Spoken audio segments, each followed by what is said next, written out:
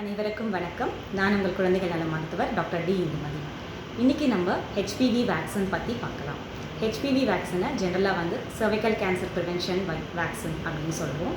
இது அப்படி சொன்னால் கூட சர்வைக்கல் கேன்சர் தவிர ஊரல், ஆனல் அண்ட் ஜெனிட்டல் இந்த ஏரியாஸில் வாட்ஸ் அதாவது மருக்கள் மற்றும் கேன்சர் வரதை ப்ரிவென்ட் பண்ணுறதுக்கு ஹெல்ப் பண்ணுற வேக்சினாக இருக்குது.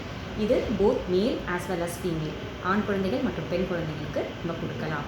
எந்த ஏஜ் குரூப்லேருந்து இதை வேக்சினேட் பண்ண ஆரம்பிக்கலாம் அப்படின்னு பார்த்தீங்கன்னா 9 இயர்ஸ்லேருந்து 26 இயர்ஸ் வரைக்கும் இந்த வேக்சின் நம்ம கொடுக்கலாம். 9 to 14 இயர்ஸில் கொடுக்கறது தான் பெஸ்ட் டைமிங். 9 to 14 இயர்ஸில் கொடுக்கும்பொழுது 2 டோசஸ் ஆஃப் வேக்சின் போதுமானது, 0 month அண்ட் 6th month. 14 இயர்ஸ்க்கு மேலே 15 to 26 இயர்ஸ் கொடுக்கும்பொழுது நம்ம 3 டோசஸ் கொடுக்க வேண்டியிருக்கும். 0 month ஃபர்ஸ்ட் ஆர் செகண்ட் மந்தில் செகண்ட் டோஸ், அதுக்கப்புறம் 6th மந்தில் தேர்ட் டோஸ் கொடுக்க வேண்டியிருக்கும்.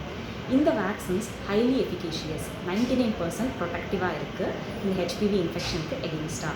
ஸோ இந்த வேக்சின் நம்ம ஏர்லியாக கொடுக்கும்பொழுது அந்த கிருமிக்கு எக்ஸ்போஸ் ஆகிறதுக்கு முன்னாடியே கொடுக்கறதுனால இம்யூனிட்டி பெட்டராக இருக்கும். ஸோ அதனால தான் ஏர்லி ஏஜ் அப்படின்னு சொல்கிறோம்.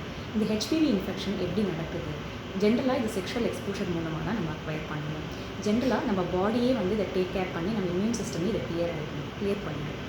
சில பேஷண்ட்ஸ்க்கு இந்த இன்ஃபெக்ஷன் க்ரானிக்காக நீண்ட நாள் பாடியிலே இருக்கும்பொழுது 10 to 20 இயர்ஸில் பாடியில் கேன்சர் உண்டு பண்ணுறதுக்கான வாய்ப்புகள் அதிகம். அதனால் யங்கர் ஏஜ்லேயே வேக்சினேட் பண்ணுறது இம்பார்ட்டண்ட்.